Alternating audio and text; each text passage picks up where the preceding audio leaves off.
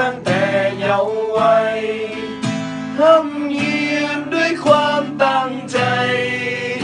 ให้ได้มีการศึกษา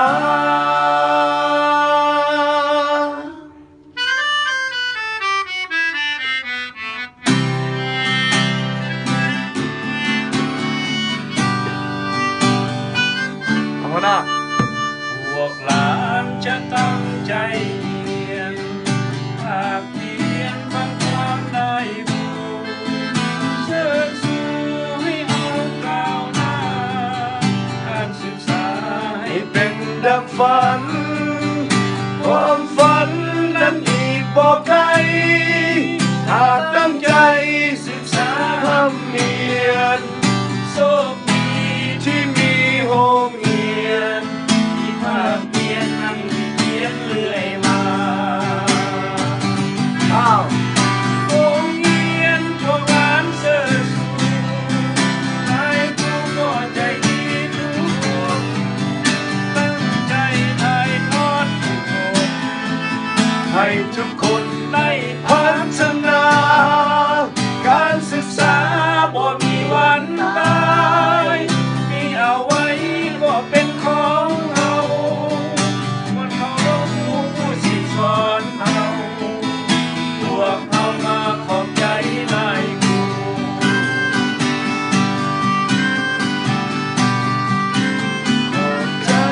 ขอบใจหลา